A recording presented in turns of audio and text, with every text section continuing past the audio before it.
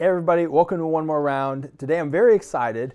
We have Dan Puente, who's the founder of DP Electric, which if you're in Arizona, you've probably seen their vans or trucks all over the place for a long time. But his son-in-law is one of my best friends. His daughter's a great friend of my wife and I's. We've gotten to know them over the last several years, and we played golf a couple times together. Got to talk, and Sure. the reason I had created this podcast, it was always just to have great conversations with interesting stories and people, and you fit that to a T. And I just I'm thankful that you came in today so we can have a conversation, learn a little bit about your business journey and how that looked, and hopefully for those that are listening, they can pick up a nugget or two Sure. on that. So so with that, tell me a little bit about DP Electric for those that aren't familiar with it. What is DP Electric today, and how did it start? Okay. So today DP is commercial electrical contractor. We're based out of Arizona. We have an office in Austin, Texas as well, and we have plans to open up other offices in Texas. Today we currently employ over 1,000 people. Their revenue, I think they're north, they'll be 350 to 400 million this year. Wow. And it didn't start like that. It started 35 years ago out of the garage. I was, after high school, didn't know what I wanted to do.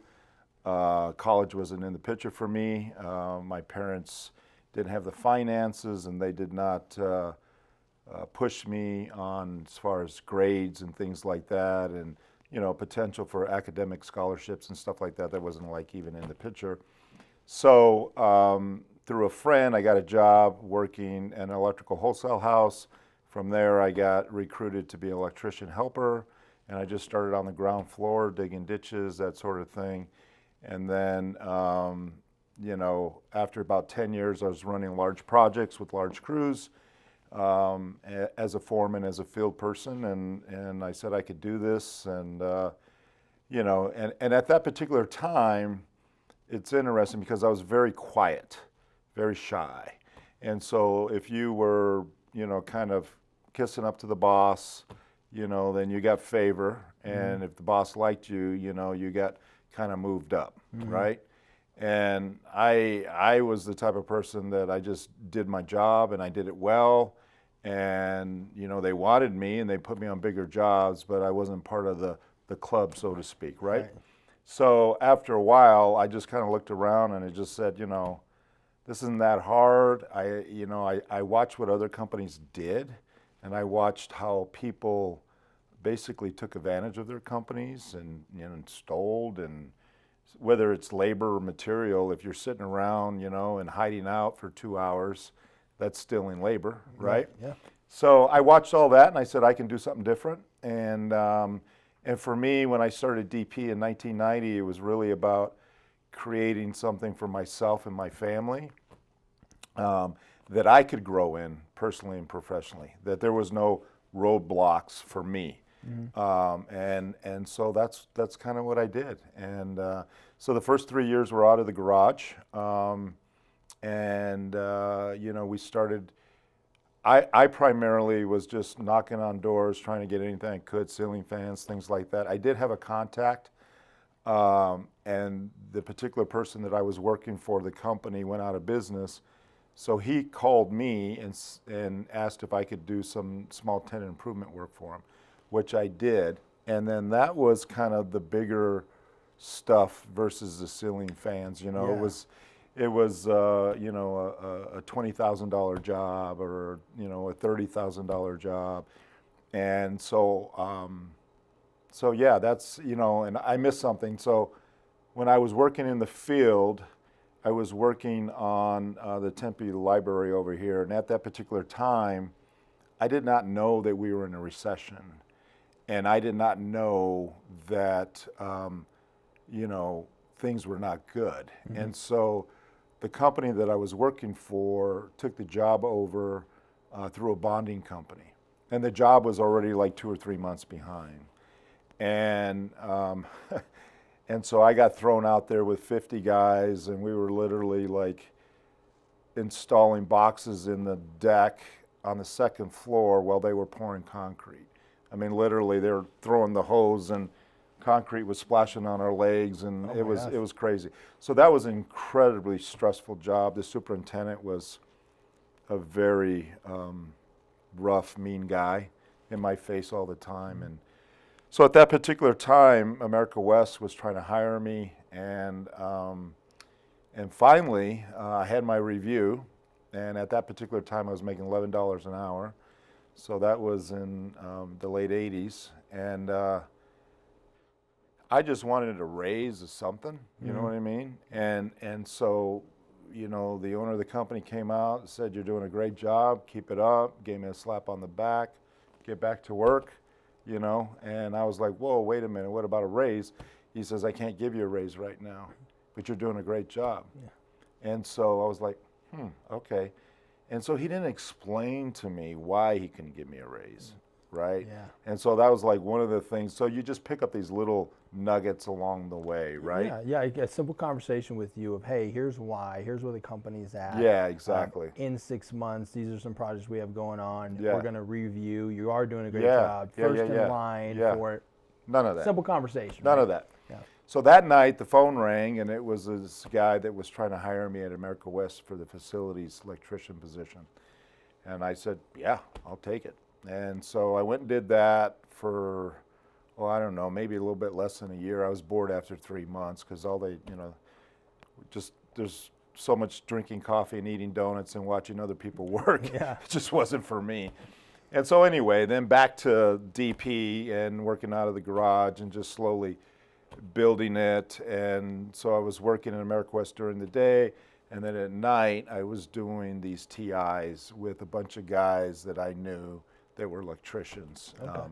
And so I did that for, I don't know, probably about 6 months, and then he was picking more and more work up for me, and I was like, okay, I think I could do this. And so I quit America West and started DP, and at the time it was just me and another kid, and we went and did this work and slowly just kind of added another one, and just slowly grew.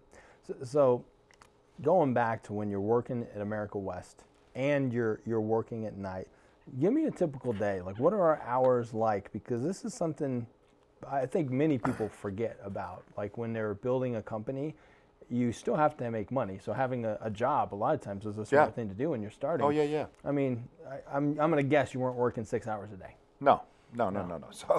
So typical shift, 8, 9, whatever they needed me for that day, and then we would all meet up afterwards. 3 o'clock or 4 o'clock, depending on what it was in the season. And so then we would just go in and we would work till probably about 11:30, midnight. I'd go home and just get up and do it the next day. Yep. Yeah. For 6 months until you were, okay, now I have enough to where I can go out on my own. Yep.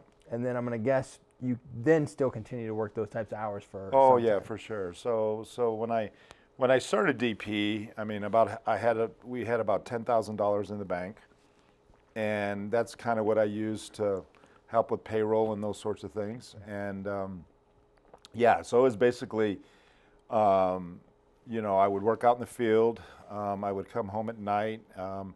In the garage, we had a little laundry room that the water heat. So I put a folding table out, and I had a old Packard Bell with a 5 1/4 floppy, and a lot of paper and pencils. And so, during the evenings after I'd get back, I'd go in, shower, say hi to the family, eat real quick, then go back into the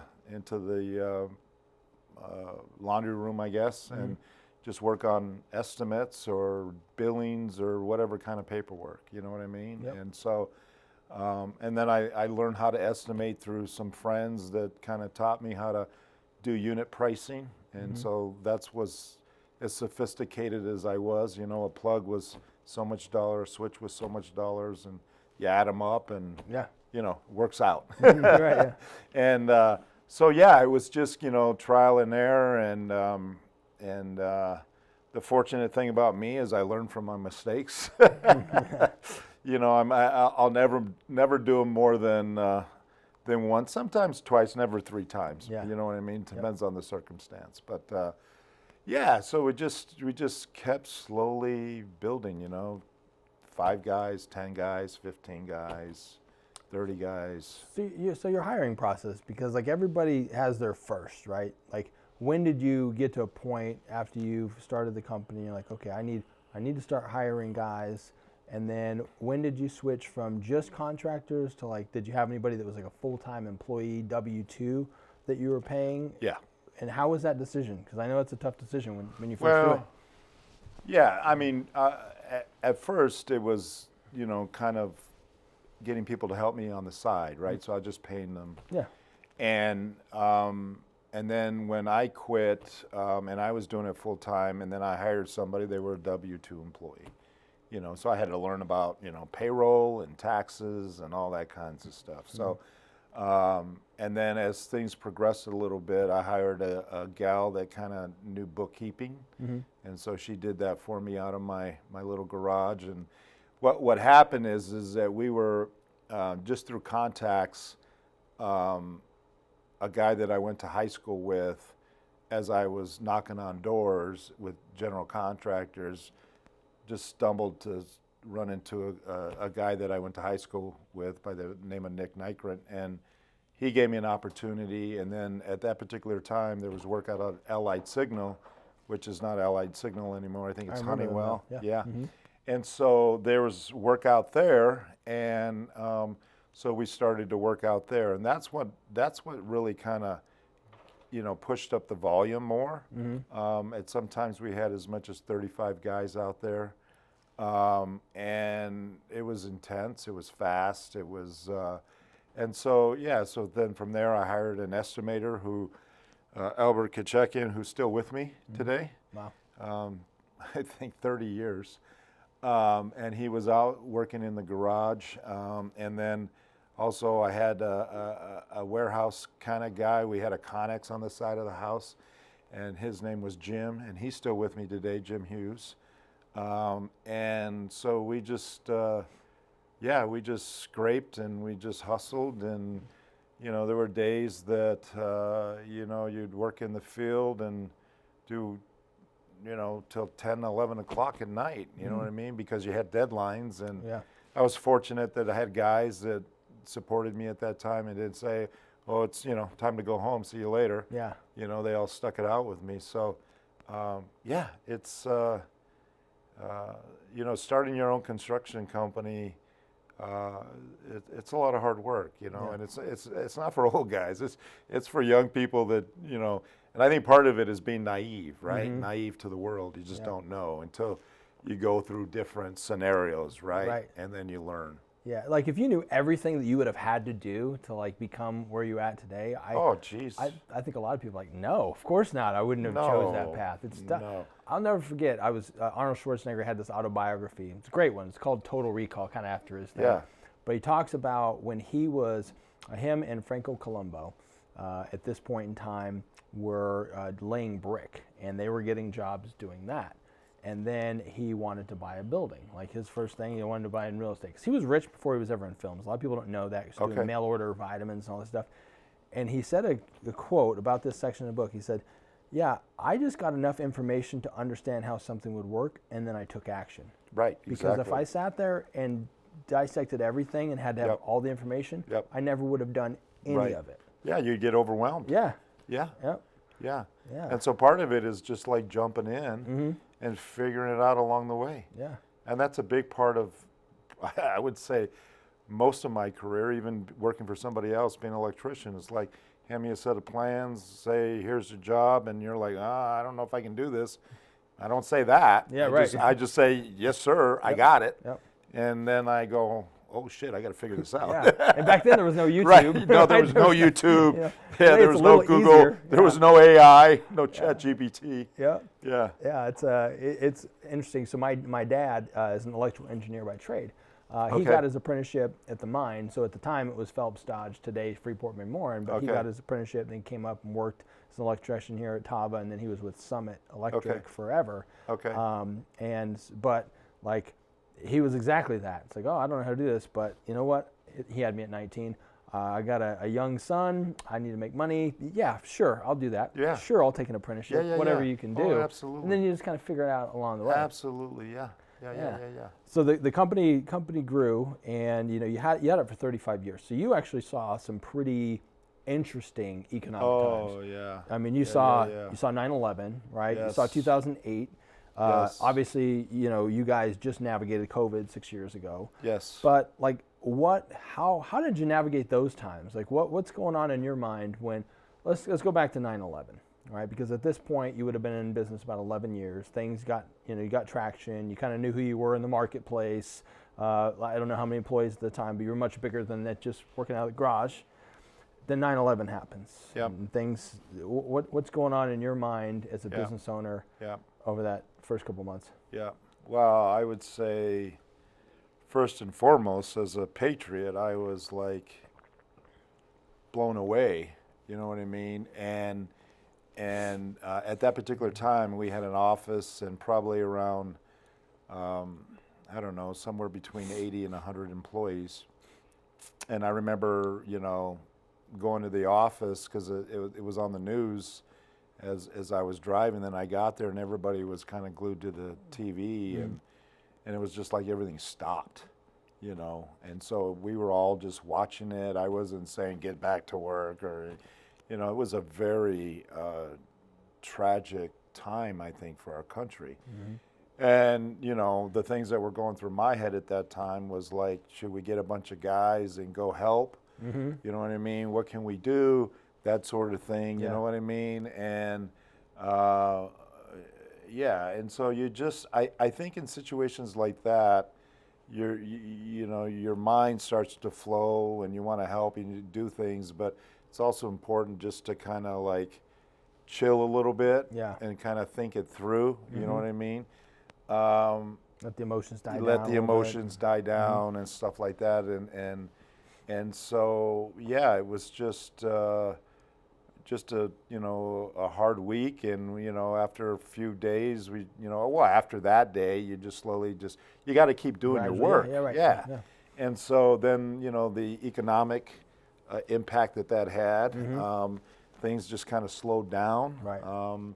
People were trying to figure out stuff. But I would say, that was a horrible thing for our country, but I would say financially the hardest time was the '08 recession. Yeah. Because at that particular time, I had been through the 9/11 and different things like that, but they were blips, and then things slowly started to go back. Yeah. Right? With this recession, we were running about, in '08, we were running about 280 electricians. And then because we were in commercial, it kind of hit us a little bit after it hit the residential market. And we went from 280 people down to 97 within a matter of probably 3 months.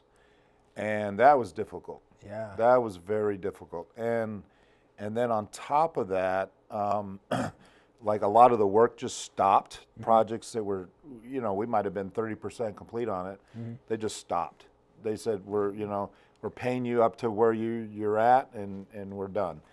And so backlog, everything went away, and I'm trying to keep everybody together because there's a lot of effort in going to hiring people and training people and all that stuff. Yeah. And so, at first we just kind of like were making decisions and writing it out and taking work incredibly cheap just to keep people busy. Most recessions last 2 years. So I thought, hang on for 2 years and you'll be good, right? We did pay cuts, including myself. Everybody in the company took a 10% pay cut. I didn't, stop benefits or anything like that, but it was a big financial burden.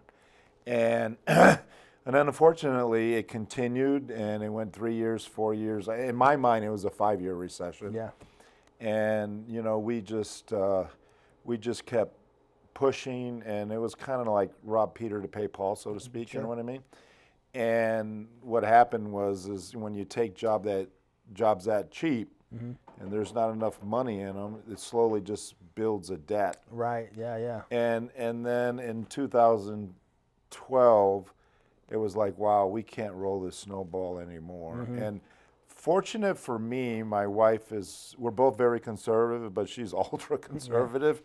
And so it's like, I think the biggest thing for businesses and why they fail, or one of the reasons that they could fail, is when you start to make money, you start to think, hoo-hoo, Yeah, I'm there, Yeah. right? So you go buy, fancy cars, and you go buy a boat, and you go buy a big house, and you accumulate all this personal debt, Yeah. thinking I got this cash flow coming in and I'm good, right? And all of a sudden that cash flow stops, Yeah. and you don't have the cash flow to pay all this debt that you have. Yeah. Now you're in a big hurt. That's such a good point. Like, as a financial advisor, one of the things, you sit down with people, right? And Right. what you tell them, and you don't always say it exactly like this, but hey, you don't you don't have your lifestyle match your highest cash flow. Why? Right. Because that cash flow is going to fluctuate. Yes. And the second that it's not at that pinnacle, which Yes. is what you've anchored to, Yes. it's like people in sales, right? They might have a quarter, and and in our business, they might make 150,000 in a quarter, and they're like, Yes. oh, this is great, I'm going to make it every quarter, but they don't save any money for taxes. Yeah. Well, guess what happens in the second quarter? Yeah. They don't have as good, and they're like, oh Yeah. shoot, I still owe the whatever percentage Yeah. on Yeah, yeah. taxes they didn't save up. Yeah. Come towards the end of the year, Yeah. now they're delaying and they're Yeah. pushing everything off, and it's Yeah. like, no, you never match your lifestyle with your highest cash Yeah. flow. Yeah. Budget is super Oh important. So yeah, it's- and thank God for my wife, because we would start to make some money, and right away we'd put money away for taxes. Yeah. And then the crazy thing about being a business owner is like the business can make $1 million, right? But you need operating income, Yeah. and you need to pay Uncle Sam. Yep. And so people think that, wow, he made $1 million. Well, no, I didn't. 40% went to Uncle Sam, Yeah. right? 30% needs to stay in the business, right? And that doesn't leave much. And you don't want to take it out, because why? Because there could be another reason that you need it, right? And so for me, it was really just like every penny we made, we put back in the company, Yeah. and just kind of didn't have a lot of debt. I would pay trucks off right away. I kept the debt incredibly low. And I think because of that, we were able to get through that storm, right? Because in 2012, we wrote off $2 million as a loss. Yeah.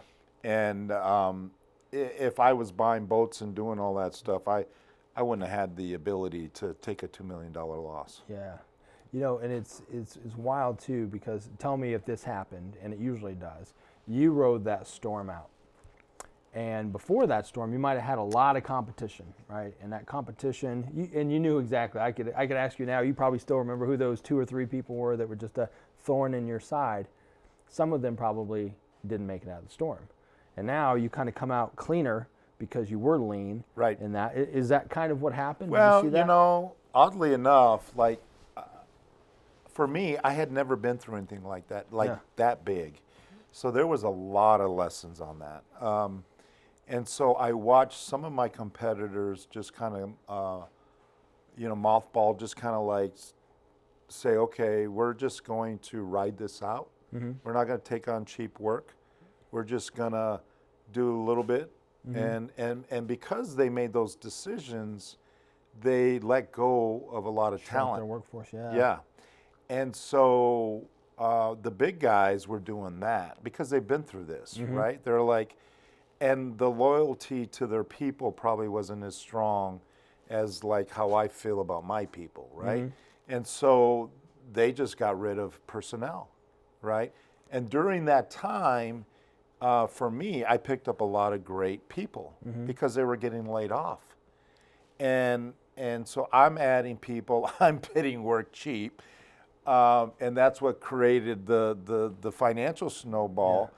But at the same time, I got some really good people during that time. And would I do it differently? Yes, I probably would do it differently because. How so?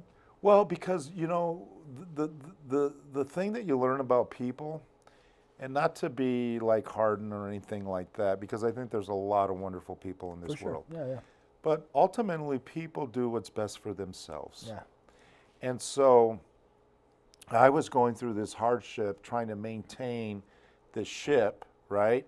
And I was keeping people on where I didn't really have to because I didn't have the work. So they weren't like, I don't know, hypothetically, if I was paying them for 40, they were probably only doing 20 hours of work, Yeah. right? And so I did that.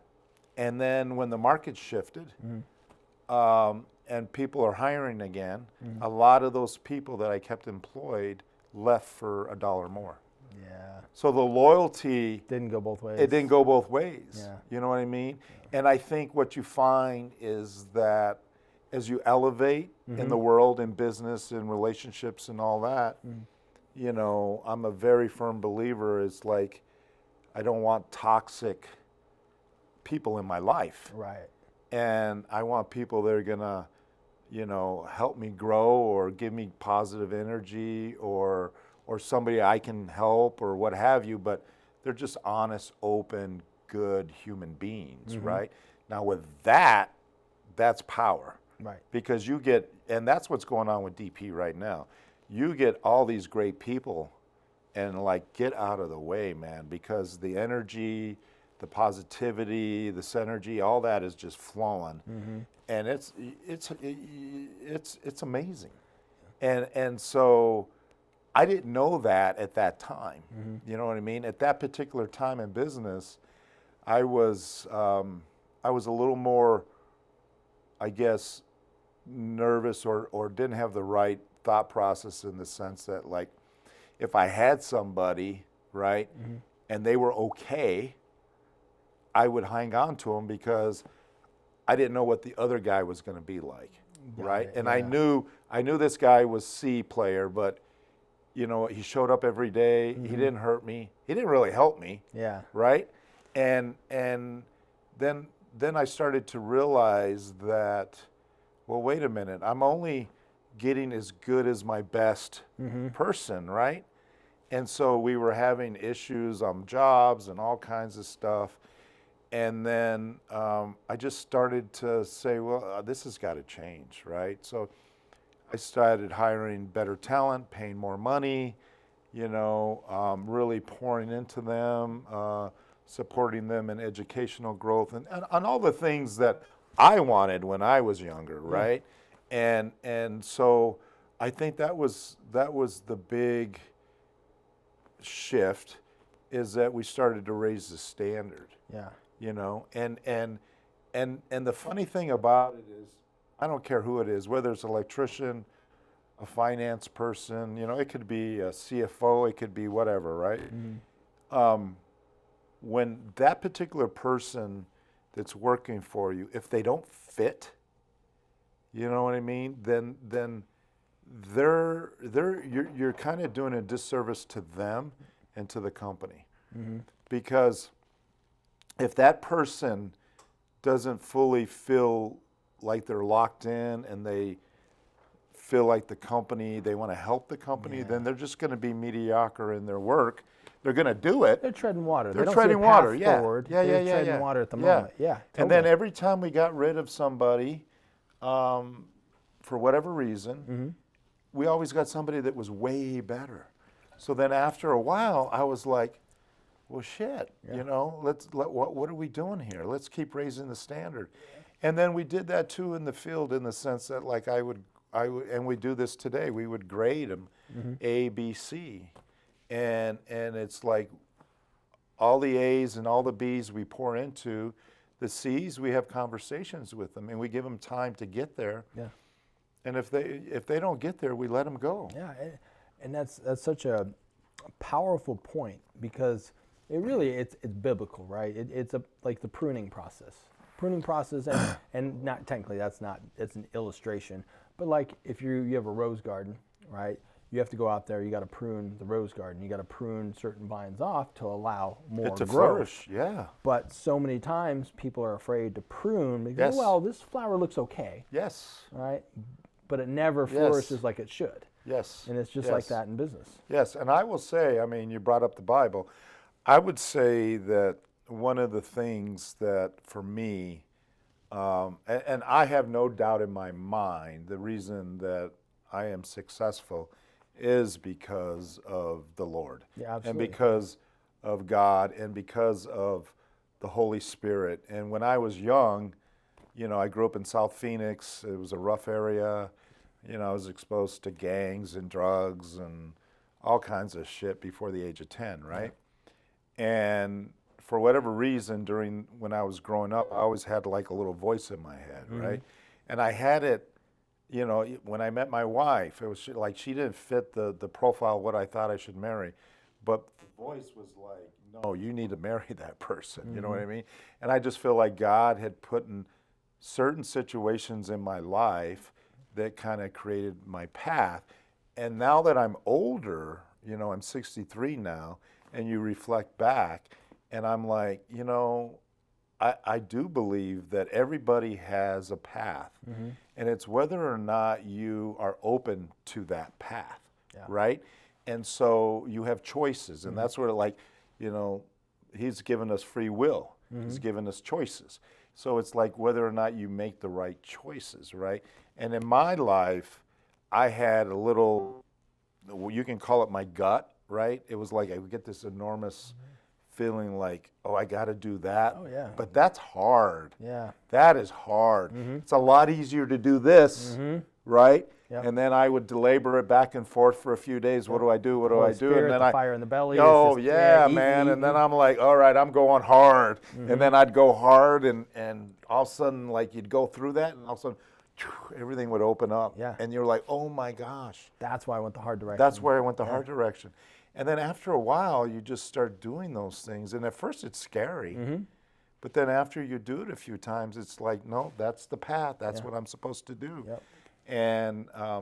And just kind of in a weird way, even with like Danielle, you know, I knew Danielle was going to do something amazing. I knew it. And she's just an old soul, and she's incredibly smart. But I thought it was going to be like, you know, she's going to go save the world somewhere in, you know, in Africa or do something like that, right? I could totally see like the Peace Corps or something. Yeah, along something the like that. I lines, thought, you know, because she's a wonderful person, Yeah. I thought, oh, she's going to go do something amazing like that.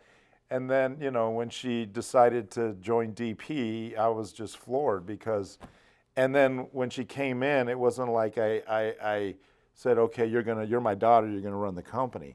She was an accountant, right? She when was an started? accountant, yeah. So I hired her as a finance person. And one of her concerns is that one of the reasons that she was kind of holding back coming to work for me is that it's a family business, and if she didn't like it, she would feel like she was stuck. And I'm like, no. I'm never going to put my best interest in front of yours. So it's just like a job. You give me a notice. You train the other person. You go about your way. No big deal. There's none of that here. And so that made it a little easier for her. And then she came on, and after probably about 2 years, she decided she wanted to be my successor. And then we just started working on mentoring and exposing her all aspects of the business. And now she's killing it. Yeah, it's pretty amazing. So I'm excited because I was talking to Dom, and I mentioned it, or he mentioned it to Daniel. I didn't talk to her directly, but like I'm gonna have her on because I want to hear. Oh, good. I want to hear The secession. The secession. Yeah, because that awesome. That is amazing because she hasn't just like, okay, let's take it No, and keep it. No, She's helped grow it, right? She's grown it. And I mean, her personality is amazing. She's one of the sweetest people. Yes. But like you see it in her. She's got a little bit of that, like, you know, she sees things that other people don't see. Yes. She's super smart and savvy. Yes. People love her, but it's because she's a strong leader. Yes. But she's not the one. She won't walk in a room and be the one that's like telling stories and all that kind of stuff. No. And we're very similar in that regard. Like I said, I listen more than, well, way back when, I listened more than I spoke. Yeah. And I'm a very self-reflective person. And so I'm always thinking about a situation, like even after it happened, could I have done that differently? Yeah. Right? And kind of growing through my experiences. And when there's conflict and things get heated, I'm very calm, you know. And then I think about how that person's going to receive my words, and I choose my words so that it doesn't make the situation worse, that it brings the situation down, right? And I think Danielle is very similar in that regard. And I would say where Danielle's better than me is not better, but I think she's very courageous. And when you start with nothing and you grow something, there's always part of you that's afraid. I'm just being honest. There's always part of you that's afraid that something bad is going to happen, and it's going to, and whatever the case may be, right? And with her, there's no fear, and so she has tough conversations with people. She pushes it's like I sit in strategic planning, and they're talking about all this growth, and I'm like, and they're very profitable. I'm like, there's nothing wrong with just kind of staying here for a little bit and, continue to be profitable, and she's like, well, we're doing it now. Everybody's stressed. They're stretched thin. But she's like, no, we're doing it, and we're making money, and we're doing it well, and we're going to keep pushing. Yeah. I'm like, okay. I love that. And that's the kind of thing that she has. She's got a vision, she's a CEO, but it's super cool, and I can't wait for people to be able to hear not only her perspective, but her personality, and the way she manages, because I'm sure it's very similar, because you trained her, right? And how you guys work with people. But it's cool to hear you talk about dealing with conflict, because it happens all the time in business, I didn't ask you while you were kind of going through the evolution of the company, but obviously there were times where you had to, I think you said like 290 or whatever, slim down to 90 or 80 or whatever it was, and you're making those huge cuts. And then you talked about how you had a lot of C players. I'm sure they're the first ones to go. It's easy when it's like you have to. Well, like you're talking about all the different things, right? So like COVID, right? So we worked on all this evolution of growing and getting better and all that. Well, COVID rolls around. We had about $20 million in backlog that just stopped. And so I went into my field operations guys, and I said, okay, well, let's cut all the C's, and then how many B's and A's do we have? And he says to me, we have nothing but A's, and if we cut, we're cutting good talent. I'm like, oh my God. You're leaving well, scars. That's a good thing. Yeah, you're leaving scars if you're cutting there. And so then we were like, okay, if that's the case, and we don't have the C's, and we had some B's, but they were B pluses. They were not anybody you want to cut. And so we said, okay, let's just take work for zero. Just take it for zero, and so we can keep this machine rolling. And then fortunately, we actually in 20, when it happened, that was a very good year financially, because it was from last year. And then 21 wasn't great financially, because we picked up all the expense of COVID and the delays and the cheap jobs and all that stuff. That's pretty wild to hear the story of like how the company grew. But one of the things I know, because it's kind of front and center on your website. You go on there, you got to go over to the menu and like look at your services, all that stuff. But one thing that's on there is DP University, and I know that was a big thing for you. Like you wanted to grow financially, but personally. Personally and professionally, I think is how it was worded. And that's huge, because then you're like, no, I'm going to help my people grow there. So tell me a little bit about the origin of DP University and what that is today. Yeah, so I mean, the personally and professionally, I'll touch on that just a quick, and then I'll go into that.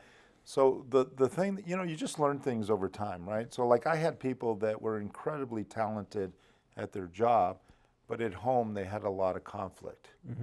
And so when you're not good at home, you can't really excel at your job. So that's why we say personally and professionally. It's like if you're working on yourself to be a better human being, right, then you're only going to be a better whatever, electrician, estimator, whatever the case may be, because you don't have this baggage that's clouding your mind that's stopping you from excelling, right? So that's a big part of our mantra, but at the same time, with DP University, you know, way back when I was involved with the Arizona Builders Alliance, and I was on the apprenticeship committee, and I was the chair of that committee for probably about 6 or 7 years. Mm-hmm. And it was interesting to me that, and they do apprenticeship training. Mm-hmm. The ABA does apprenticeship training, and we would put our people through that program.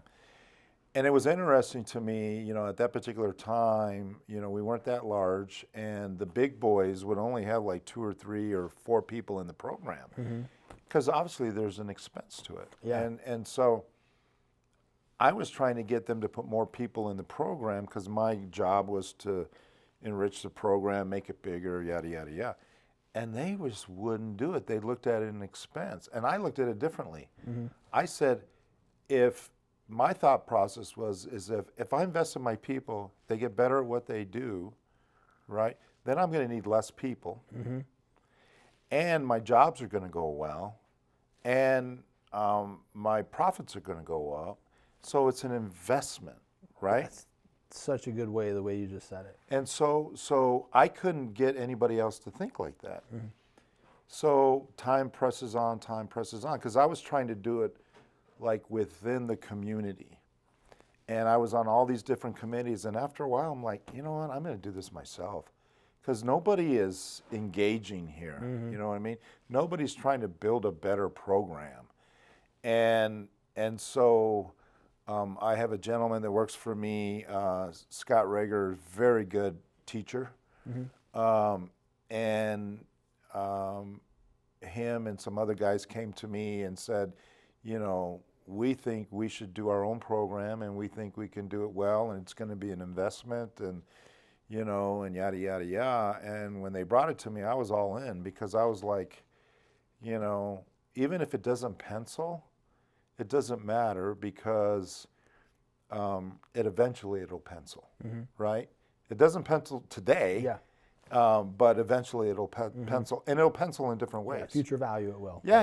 Not present value. So we did that, and you know, it was interesting because we were the first ones to do it in the Valley, and a lot of people were watching, and I would had other electrical contractors come up and ask how it's going, and I'm like, it's going great, it's fine. And they were like, you know, we tried that, it just doesn't work. It just doesn't work. It just does. So I heard all this negativity about it, right? And then, but what we did is that we said, like, the ABA has classes on a Tuesday and a Thursday night, and the guys start at 7 p.m. and they go to 9 p.m. And so a lot of these guys are getting off at 2:30, 3 o'clock in the afternoon, and maybe the class is in Central Phoenix, and they live in East Mesa, so they end up just going to the parking lot, sitting there, studying, grabbing something to eat, and then they go to class, right? So what we did is we took the curriculum and we kind of compressed it a little bit by adding other things as well, and we did it 1 day a week, and we did it right after they get out of work, and we feed them dinner, and they're out of there by 7 p.m. so they can go home and spend time with their family. Yeah. And so when we did that, what happened was then the industry started to realize what we were doing, and all of a sudden getting apprentices. Apprentices are probably the best as far as electricians. It's the top guys in the apprentices, right? And those guys, because they're not making as much as a journeyman electrician, but they're doing as much work, if not probably better work than some of the journeymen. So we were getting apprentices, and then we started to pour into it. Because in the 4th year, if you're really good, then you get to a point where you're starting to run small crews. So we started leadership training and soft skills, and now this thing is huge. There's like, we got full-time instructors. There's like, I think 6 or 7 people that are running the program, you know, and it's a fully accredited through the state. And now we have a learning system they can go on and log on for classes. Yeah. It's gotten so robust, and it is truly, I think, something that has really helped propel our growth, and it helped us with raising the standard, because these guys are getting stronger in their skill set, right? And then you bring in a new guy, and they're like, so we got to get them into the DP way, right? So no, it's phenomenal. I think we've been doing it for about 4 years now. Okay. maybe going on 5. We graduated our first class just recently here. So yeah, we're going on 5, and yeah, no, it's awesome, and it's just like you said before, you trim the bush, and all of a sudden it takes off, right? Absolutely. And so and we dedicated part of our facility to the school, and we made it good for the guys. So the guys, they'll come in after work. We have a gym. We have basketball. We have pickleball. We have foosball. We have ping pong. So there's also like a form of camaraderie. Yeah, right. They get off of work. They come in. They see their buddies. They play some, say them in there playing basketball, different things like that. Then they go to class and they get a break. They eat dinner. You know what I mean? And so it's really like a community type scenario, and it's. I am so happy we did it, and it is growing like crazy. I'm sure you knew it would be, good. They had the seeds of goodness, we'll say, but it's kind of looking back, it's genius, because you're taking people through and you're training them exactly how you want them to be trained, and then more importantly, you're giving them the exact path for their career. Yes. So one of the things way back when I wanted to create, the problem with the construction industry, at least when I was coming up, it's very old school. Mm-hmm. It's like, here's a set of plans, go do the job. Here's some guys. There's no pre-planning. There's no nothing, right? You're just kind of clawing your way through the process, right? And so we're like, no. And so that was the thing. It was like through my whole life, it was like something that didn't look right. I changed it, right? And it's just little things, and it's as little as like, returning phone calls. When I was coming up, I returned every phone call. It was always nice to everybody, and I've learned so much from my wife. My wife says, be nice to everyone, because you never know who that person's going to be in the future. Yep. And she's absolutely correct. Because it's funny, because then like later on, I'll run into a guy and he'll tell me a story about something that I said that inspired. I don't even remember what I said. You know what I mean? And so it was like, oh, you were so kind, when other people weren't, and you gave me opportunity, and it's so true. Business is complicated if you make it complicated. Right. If you keep it simple and you just focus on, the human experience, and you're providing the service, and you want that service to be, of good quality, it's really that simple. And then you got to have your checks and balances in place, and your systems and your finances. You got to know what a job costs you. Right. Right. And you got to know if you're really making profit and what your overhead is and all that. But it's pretty simple. Mm-hmm. It's about relationships. It is. It's about relationships and experiences. And it's like somebody's going to hire you because they like who you are, and you're trustworthy, and their experience is good. And if it's good, they're going to give you another job, right? And so it's like, it's not rocket science. Mm-hmm. And some people try to make it so difficult, with metrics, and I didn't. Now our business is very complex because it's so large. Sure. But back for me, it was just simple. It was like if I got a job, I would peruse the contract for a couple of things, but I wouldn't read the whole thing, because who I was doing the job for, I knew. I knew the person. So if there was a problem, I knew I was going to be able to go talk to him about it. Yeah. We weren't going to revert to the paper and the lawyers. You know what I mean? And if it was on me, then I would take that burden. I would take whatever it was, and I would make it right. Or if it was a financial thing, I would take the loss, whatever it was. You know what I mean? Yep. And so when you associate yourself with people that are good and honest and fair, it's really not that hard. Yeah, no, and it's true. I would add to that, it's a long game too. Oh, it's totally a long game. You can't just measure everything in a month or a quarter or even a year. Yeah. Sometimes even 2 years. It's a long game. Yeah. But by doing all those things over time, you win. Oh, but there's going to be times where it feels like hell, like the 2008, where you're like, oh my gosh, is this ever going to end? Yeah. But all those things add up. and they stack. Oh yeah, yeah. And that's they build character. They build. Yeah. They build. You know, you keep leveling up, and you keep getting better. You keep getting better. You keep getting better. And I also think it's very important to give back. Yes. So it's like, you know, God has graces me with all these great opportunities and this, all this good favor, right? Well, I need to give back and share what I've learned. You know what I mean? And help other people get there. And I think when you do that, the other side just keeps coming. You know, you've heard the expression, you know, give and you receive tenfold back, right? It's so true, you know, and in a weird way, you know, as times progress for DP, I mean, I truly feel like the company is blessed and someone's looking down on us because I think because we're doing all the right things and we're enriching a lot of people's lives and people are happy and they're thriving, and so he's just giving us more and giving us more, and then we're investing in our people through the education and the benefits and now the ESOP, and so it's just this cycle of, you know, I mean, we give to them, they give to us, and you just build a better and better talent, and then in the industry, they're like, we get more opportunities because, you know, we're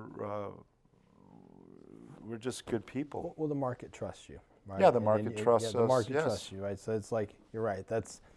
It's all coming back, oh, you know, trust in is spades so and fold. Important. So like when the market trusts you, and like, because if you were to ask in the construction world today, if I were to, because I'm on the board of the National Hispanic Construction Alliance, I want to touch on that just in a second. But you know, so I've gotten to meet a lot of contractors from different types of the construction world. But if you were to ask them, hey, you know, name 3 electric companies in Arizona, you're always going to come up. And then the other 2 might be a hodgepodge of, you know, different ones. Like they know the name because there's that trust there. Right. Like, oh yeah, I was working on a project, you know, they did that project. Yep. Or oh yeah, I see their trucks downtown all the time, and and like that's the market saying that you're trustworthy, and you've built that in there. Well, and you know, when I talk to young folks and stuff like that, it's really about, you know, whether you realize it or not, you're creating a brand, right? And it's your own personal brand, right? And so, like, you can look at like an Apple, right? Their computers and stuff like that. They, in my mind, they just work, right? And they're dependable and they're reliable, and that kind of goes with that brand, right? And so I say a lot of times to kids is like, your actions is what develops your brand. Not what you say, but what you do. And so create a brand that you're proud of, right?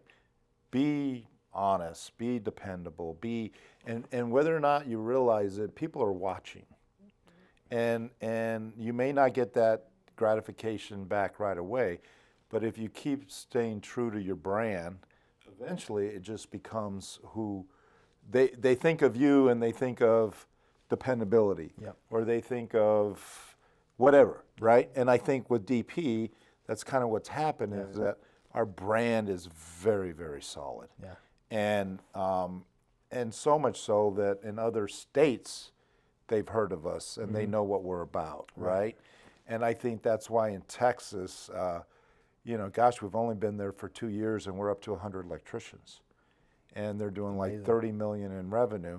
Heck, I didn't do 30 million in revenue, I think, after being in business for 15 years.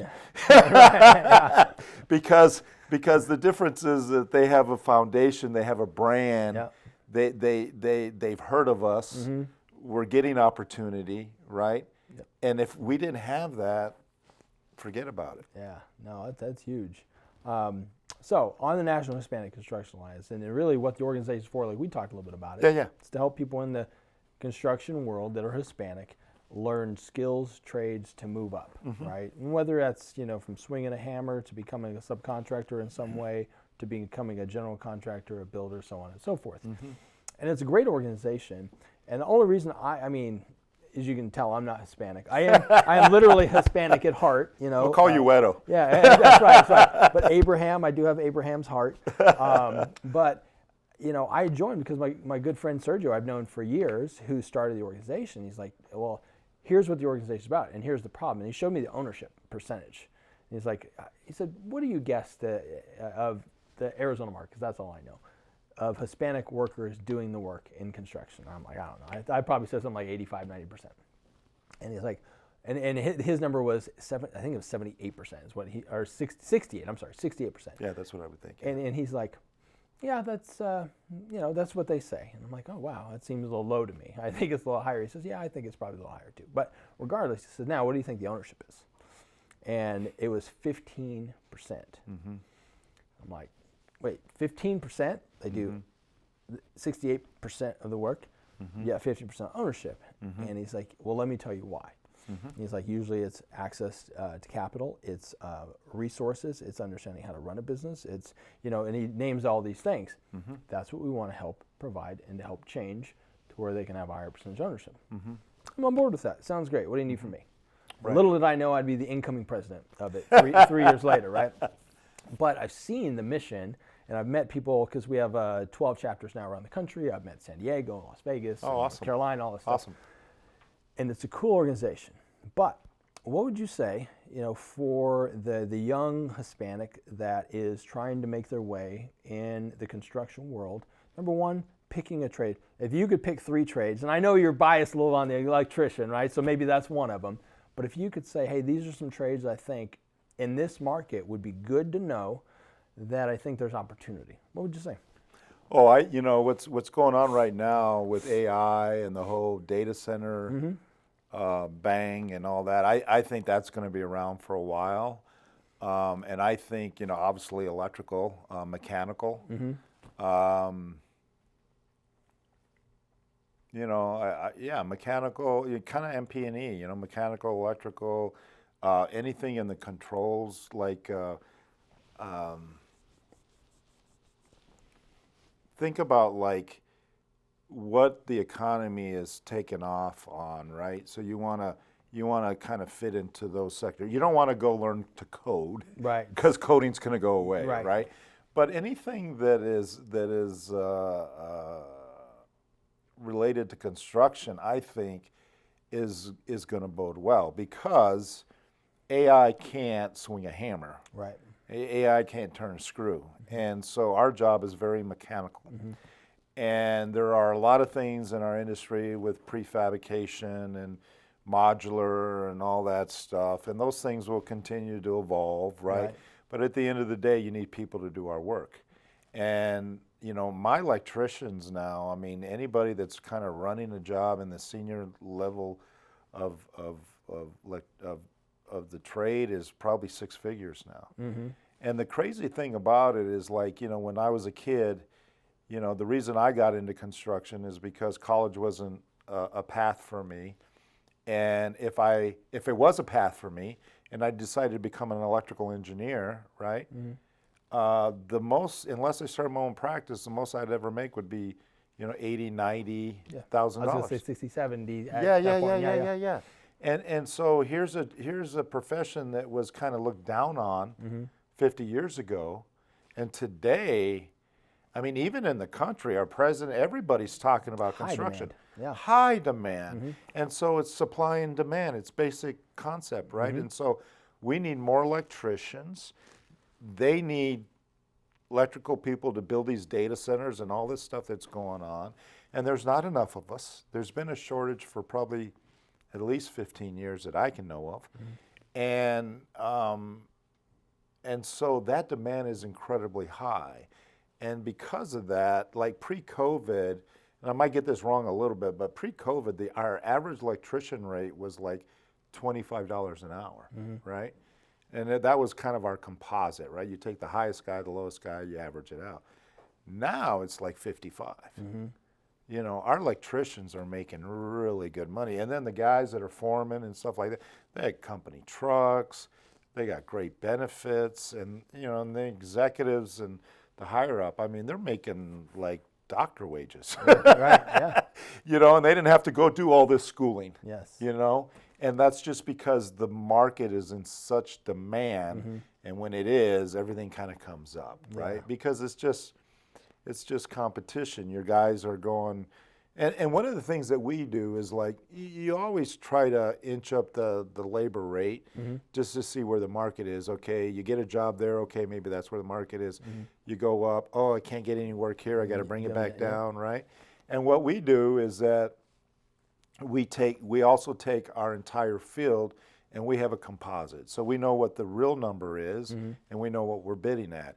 And anytime there's discrepancy in there, so like if this gets, say hypothetically our composite's 50 and we're bidding at 55, right?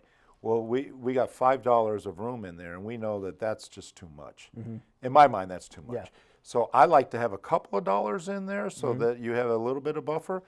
But what I've done in the past, and I know that these guys do that too, is that we'll give raises to people without even them asking. You know what I mean? Just because we want to true them up. And so if there's more room in there to pay our guys more, then we pay them more. Right? We don't want to get that, you know, like if it's 55 and we can drill them down to 45, then we got to 10. That's not sustainable. Right. What's going to happen is they're all going to get disgruntled and pissed off, and they're going to get another job. Yeah. So what we do is we keep them up, and we keep inching them up, and we pay at the top. So if you want people that value themselves, you're going to have to pay for it. Yeah. And the flip side to that is that when you get a group of people that are just positive, good people that value their personal ability and value what the company's doing, that's how you get to, you know, 350 million and 1,000 employees and all this stuff that's going on right now with DP under my daughter's supervision. You know. No, that's amazing. Well, I appreciate you taking the time today. This was a great conversation.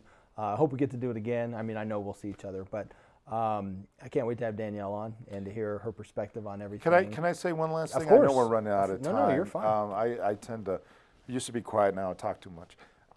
But you're talking about the Hispanic culture. Yes. And I think this is important to say. Growing up in South Phoenix to the age of 10, I was exposed to drugs, all kinds of stuff, gangs. And I think what happens when you grow up in that kind of environment, you want to belong. But there's not positive influences to belong in, right? I could have joined a car club. I could have joined a gang. You know, I could have ran with a bunch of friends that probably weren't doing good things, right? And you grow up in that neighborhood, and at that particular time, I was choosing not to do those things, right? And it's hard, and people might say to you, oh, you're a wuss, you're whatever, right? And I think the biggest thing that I learned is that it doesn't matter what other people say, you just stay true to yourself. And it doesn't matter where you come from. It doesn't matter what your education is. None of those things matter. What matters is your personal drive, and that you can do. Like I'm freaking from South Phoenix, dysfunctional family, C's, D's, maybe some F's in school because my parents didn't encourage me. They didn't even look at my report card. They had their own problems, right? And for whatever reason, I just kept going forward. And like you say, slow versus fast. And I also think, I love my culture. I also think culturally, you have to get away from thinking that, all the white guys get all the favor, all that. You can't listen to any of that minutia. You just have to go, learn, make good choices, be a good person, and at the end of the day, it doesn't matter what color your skin is. It's like you are in this country. You have the ability to do anything you want, and you hear those cliches, right? Put your mind to it, you can do anything you want. But it's freaking true. As a 63-year-old person, this reflecting back, I'm like, it's true. Yeah. So it's just like, forget all the stereotypes, all the minutia that is surrounding what you should be or what you shouldn't be, or I had uncles, talk shit to me, thinking, oh, you think you're better than me, I'm like, whatever. That's their issues. Yeah. That's not my issue. I'm just trying to improve my life and be a better person. Yes. Right? And so I would say, I don't care what color you are, what your economic background is, who your parents were, you can be successful at anything you want to do if you're willing to do the work, right? And you're willing to go through the long game. Yep. Absolutely. And making a decision to go a different direction. Yes. Because, like, you know, on your first point there, here's the deal. It's easier to fall in line and to go with what everybody's doing. It's easier to, I'm sure in your situation, joining, I can go back to my situation. I grew up in a small town, Safford, Hicktown. I mean, my mom's from Safford. Oh, really? Yeah. No kidding. Yeah, that's where I was born. Yeah. Her last name's her maiden is Mejia. Mejia. I'm sure I know family if there's still people there. Yeah. Yeah. But that's where I grew up. So teenage pregnancy was common. Yes. Alcohol, drugs, yes. A lot of things. Moved up here to Chandler Heights where I went to high school, and there was a lot of different directions I could have gone. But I had a very clear thing of what I wanted to do. Right. And it was easier to party and to do all that stuff. Oh, hell yeah. And I was like, you know, one of the captains of the football team, and that was kind of an expectation, but I never went that direction. I really never did. Yeah. And you have to choose not to go with the easy path. Yes. And when you do that, I mean, anything is possible. It's not easy, but anything is possible at that point. Yes. So you have to have role models. Yeah. You have to want to be somewhere. That's true too, man. You got to find people that you aspire to be like. Right. I was lucky. I had a couple people that really took me under their wing that didn't need to, that were successful, that gave me opportunities, that gave me wisdom more than opportunity. They gave me wisdom. I'm like, dang. Yeah. So for sure. Seek out mentors. Yes. And you know, you're a good one. Well, I appreciate this.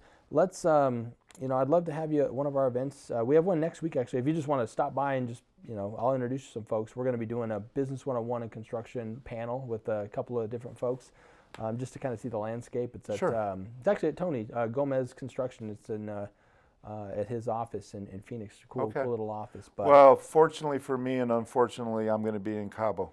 Oh, fortunately for you, that's right. That's right. Yeah, we got a little condo there, so I'm going to be in Mexico for 2 weeks. Oh, that'll be great. Well, enjoy your time there. Yeah. And then I'll let you know about future. Yeah, keep in touch, and I would definitely like to go and anything I can do to share. Yeah, absolutely, man. Well, thank you so much, guys. Hey, Josh. I know you got a lot out of this. You know, if you watch the whole episode, you're gonna also see a bunch of clips and stuff that we'll cut up. Share this out with somebody who's, you know, getting into business or looking to advance their career in whatever way. A lot of wisdom in what Dan talked about today. And if you're looking for a career change and you're looking for a growing industry and to hop in that stream of electric work, DP Electric, go to their website. It's easy to find and, you know, apply. I was looking at it today. I'm like, gosh, dang, this is pretty cool. I have some people I'm going to refer over and they're looking for a path. So, yeah. Thank you guys. Trades we will are great. see you all next time.